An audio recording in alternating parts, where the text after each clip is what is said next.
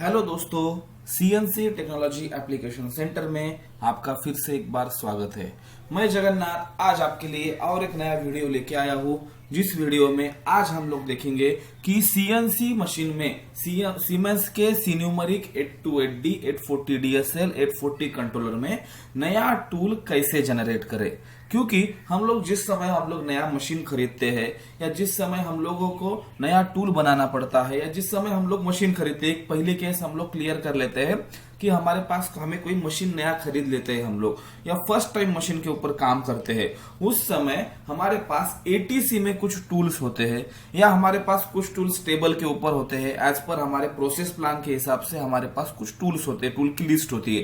वो टूल हमें सीक्वेंस से एटीसी में लगाने हैं और टूल हमें सीक्वेंस से एटीसी में लगाने के बाद वही टूल का हमें आइडेंटिफिकेशन हमारे टूल लिस्ट में डालना है, जो कि मशीन की टूल लिस्ट हम लोग बोलते हैं। मशीन के अंदर की टूल लिस्ट में वही आइडेंटिफिकेशन अगर हमें डालना है तो किस तरह से हमें डालना चाहिए, ये टॉपिक के ऊपर आज हम लोग देखेंगे। तो हमने अभी हमारे पास सामने कुछ नंबर ऑफ टूल्स है 10-20, और हमारे पास एटीसी रहता है। एटीसी के हिसाब से हम लोग टूल डालते हैं। अभी हमारे पास समझो एटीसी है 20 का एटीसी, कुछ समय 12 का एटीसी होता है, कुछ समय 24 का एटीसी होता है, 30 का एटीसी होता है। ये जो एटीसी है, ऑटोमेटिक टूल चेंजर जो है, ये जो एटीसी का जो यूनिट है, एटीसी के यूनिट में नंबर ऑफ टूल जो लगाते हैं वो हमारे रिक्वायरमेंट के हिसाब से हम लोग लगाते हैं। कहीं पे भी कोई भी टूल लगाया तो कोई प्रॉब्लम नहीं आता है, ये बात मैं यहाँ पे आपके सामने क्लियर करता हूँ। बट जो टूल हमारे एटीसी के जिस लोकेशन पर है वही टूल हमारे मशीन के भी लाइन में, मशीन के भी सीक्वेंस में वही टूल चाहिए। तो इसीलिए हम लोग पूरा टूल का डिटेल आज हम लोग देखेंगे। सेम मेथड हम लोग टर्निंग और मिलिंग के ऊपर भी कर सकते हैं। मैं आपको मिलिंग मशीन के ऊपर किस तरह से एटीसी के अंदर का टूल सेट करते हैं ये मैं आज आपको दिखाऊंगा। आपको टर्निंग के लिए भी सेम पॉइंट यूज करना है। अगर आपको कुछ डाउट आता है करते समय तो मुझे आप कमेंट बॉक्स में पूछ सकते हैं, उस समय मैं आपके लिए सेपरेट गाइड करूंगा। अभी हम लोगों को यहाँ पे जिस समय हम लोग मशीन की मेन स्क्रीन के ऊपर है, मशीन की मेन स्क्रीन के अंदर TFS नाम का एक हमें एरिया दिखता है। इस एरिया के अंदर टी माने टूल का पूरा डिटेल हमारे इस एरिया में, इस विंडो में हमें दिखता है। तो ये टूल का पूरा एरिया, पूरा डिटेल हमें क्या क्या बताता है। तो टी माने टूल, कटर 20 में से कटर का नाम है 20, ये कटर का नाम है, ओके, कटर 20। उसके बाद 520 एक कटर का हमारे मिलिंग कटर का डायमीटर है। L-200 एक मिलिंग कटर का हमारे ऑफसेट का लेंथ है। जिस समय हम लोग ऑफसेट लेते हैं, ऑफसेट लेने के बाद समथिंग वैल्यू हमारी वहां पे सेट होती है, वो वैल्यू ये है L-200। कोई भी वैल्यू आ सकती है, डिपेंड अपॉन कि आप किस तरह से ऑफसेट ले रहे हैं, उसके ऊपर ऑफसेट का पॉजिटिव और निगेटिव डिपेंड करता है। जिस समय मैं ऑफसेट के ऊपर वीडियो बनाऊंगा उस समय मैं आपको इसके ऊपर डिटेल जानकारी दूंगा। ये जो है एक कटर का टाइप है, किस तरह का कटर है। मिलिंग कटर ऐसा ही दिखता है, इसलिए मिलिंग कटर का फोटो आपको यहाँ पे बताता है। और D1 माने ऑफसेट नंबर माने टूल का ऑफसेट नंबर है, ये D1। अभी हम लोग नेक्स्ट पॉइंट पे जाते हैं कि हमें नया टूल कैसा बनाना है। तो नया टूल बनाने के लिए हमें क्या करना पड़ता है कि हमें सबसे पहले ऑफसेट पेज के ऊपर जाना पड़ता है।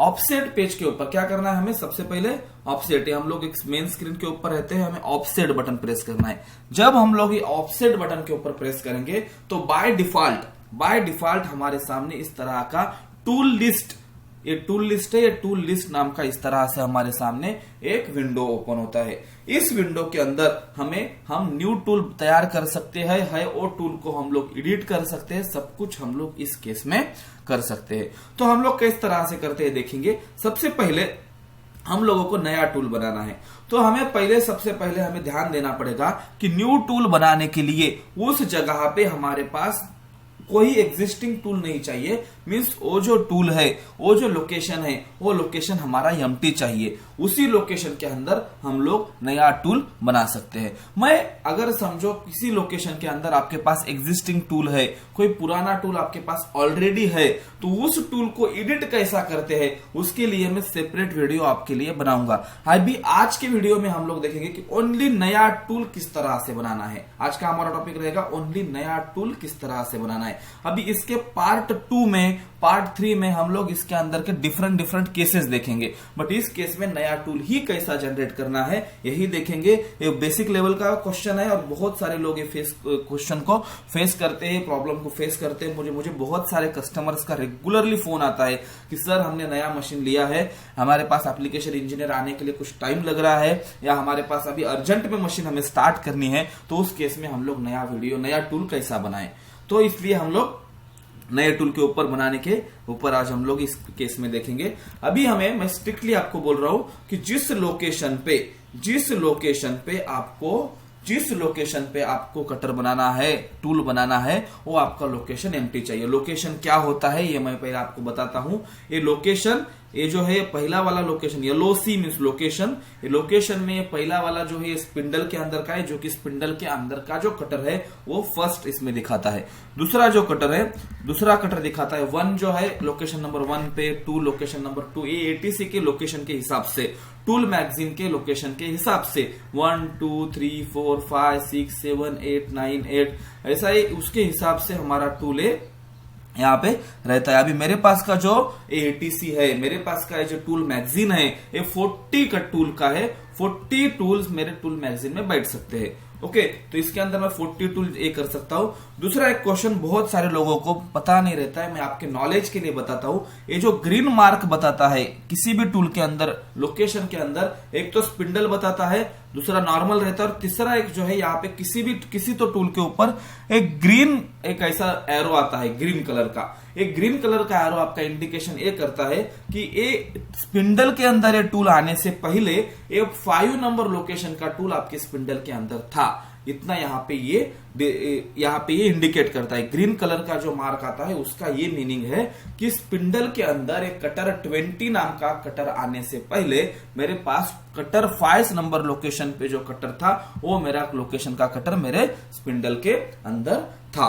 अभी मुझे नया कटर बनाना है, नया टूल बनाना है। नया टूल मुझे यहाँ पे आइडेंटिफाई करना है। तो सबसे पहले मैं अभी किसी भी टूल के यहाँ पे आगे मुझे ब्लैंक लोकेशन कहाँ का दिख रहा है, मुझे 7 नंबर पे ब्लैंक लोकेशन है, 8 नंबर पे ब्लैंक लोकेशन है।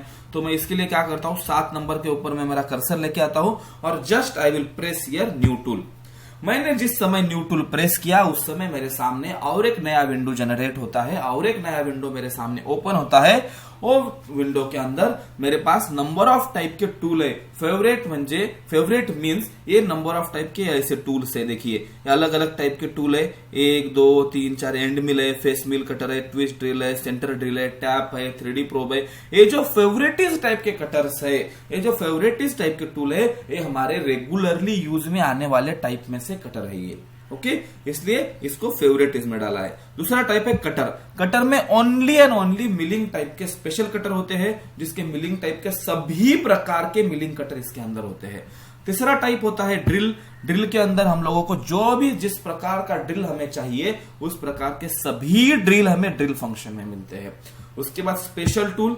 हम लोग स्पेशल टूल के ऊपर प्रेस करते ही हमारे सामने कुछ स्पेशल टाइप के, कुछ एडवांस टाइप के टूल्स रहते हैं। 3D प्रोब समझो, एज फाइंडर समझो, या एल प्रोब समझो, अलग अलग प्रकार के हमारे पास यहाँ पे स्पेशल पर्पस के जो टूल्स होते हैं, स्पेशल पर्पस के जो हमारे टूलिंग्स होती है वो यहाँ पे हमें मिलती है। बेसिकली 99% लोगों को फेवरेटिज्म में उनको जिस प्रकार का कटर चाहिए वो फेवरेटिज्म में उनको मिल जाता है।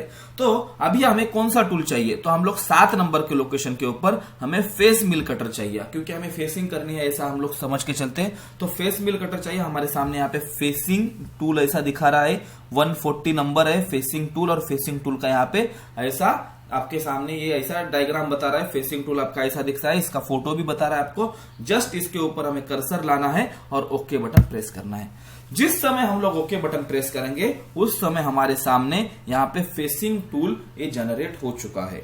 अभी इस फेसिंग टूल के ऊपर हम लोग यहाँ पे जो नाम है, टूल नेम जो है, ये टूल नेम हम लोग यहाँ पे एडिट कर सकते हैं। ये जो है सेकंड वाला, पहला हमारा लोकेशन था, लोकेशन के बाद टाइप है, किस टाइप का टूल है। कटर है तो कटर का ऐसा डिजाइन दिखेगा, फेस मिल है तो फेस मिल ऐसा दिखेगा, ड्रिल है तो ड्रिल ऐसा दिखेगा, थ्रेड है तो थ्रेड ऐसा दिखेगा, टैप है तो टैप ऐसा दिखेगा। इस प्रकार से अलग अलग टाइप के टूल के टाइप यहाँ पे आपको आइडेंटिफाई करके मिलते हैं। उसके बाद टूल का नेम, टूल नेम आप कुछ भी डाल सकते हो, आपको जो कुछ टूल नेम डालना है आपके डिजाइन के हिसाब से डाल सकते हो, या आपको फेसिंग टूल ऐसा डालना है फेसिंग टूल डाल सकते हो। आपको ऑपरेटर का अगर नाम डालना है तो आप टूल की जगह पे ऑपरेटर का भी नाम डाल सकते हो, इसके लिए आपको किसी प्रकार का लिमिटेशन नहीं है। उसके बाद एसटी है, एसटी माने सिस्टर टूल, और डी माने ऑफसेट। सिस्टर टूल और ऑफसेट के ऊपर मैं सेपरेट वीडियो बनाऊंगा, ये बहुत वास्ट और बहुत इंटरेस्टिंग टॉपिक है। उसके बाद यहाँ पे टूल लेंथ, जिस केस में हम लोग ऑफसेट लेते हैं, जब हम लोग ऑफसेट लेते हैं वो ऑफसेट का हमारा टूल ऑफसेट यहाँ पे आके हमारा सेट होता है, ये टूल का लेंथ है, टूल ऑफसेट का लेंथ है।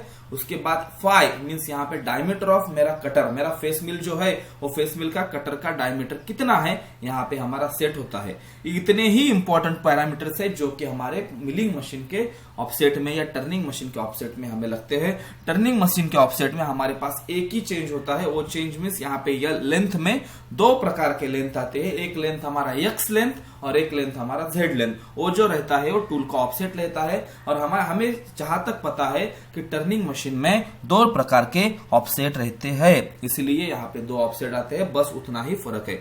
अभी यहाँ पे फेसिंग टूल आएगा, फेसिंग टूल के सामने मैं कुछ भी नाम डाल सकता हूँ, 1 2 3 कुछ भी डालो, या फेसिंग टूल वैसा ही रहने दो, कोई दिक्कत नहीं है। आप जस्ट प्रेस योर इनपुट, आप जैसे ही इनपुट बटन प्रेस करोगे आपका फेसिंग टूल यहाँ पे जनरेट हो जाएगा, आपका फेसिंग टूल यहाँ पे जनरेट हो जाएगा। उसके बाद आपको ऑफसेट लेके यहाँ पे ऑफसेट का लेंथ डालना है। अगर आप प्री सेटर यूज करते हैं तो प्री सेटर से आप आपका टूल का लेंथ यहाँ पे डाल सकते हैं। अगर आप प्री सेटर यूज नहीं करते हैं तो डायरेक्ट ऑफसेट के थ्रू भी यहाँ पे आप आपका ऑफसेट लेंथ डाल सकते हैं। अभी हम यहाँ पे कंसिडर करेंगे कि मैं यहाँ पे प्री सेटर यूज करता हूँ और मेरे प्री सेटर का टूल का लेंथ वैल्यू है 120, तो मैं यहाँ पे 120 प्रेस करता हूँ और इनपुट बोलता हूँ।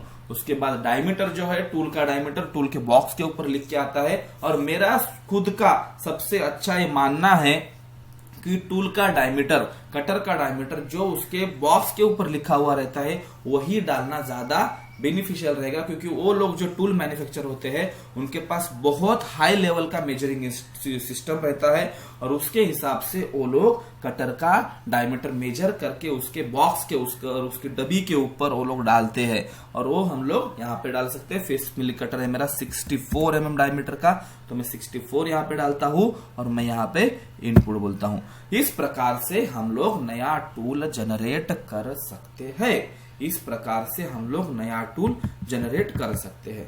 अभी मैं आपको नेक्स्ट पॉइंट बताता हूं कि इसके अंदर हमारे सामने समझो कोई टूल है, तो वो टूल को हमें किस प्रकार से एडिट करना है, डिलीट करना है, हम लोग नेक्स्ट हमारे वीडियोस में देखेंगे। हमारे वीडियो को देखते रहिए। आपको कुछ डाउट आता है तो आप हमें कमेंट बॉक्स में पूछ सकते हैं, मैं आपको सॉल्यूशन देने के लिए हमेशा तैयार रहता हूं।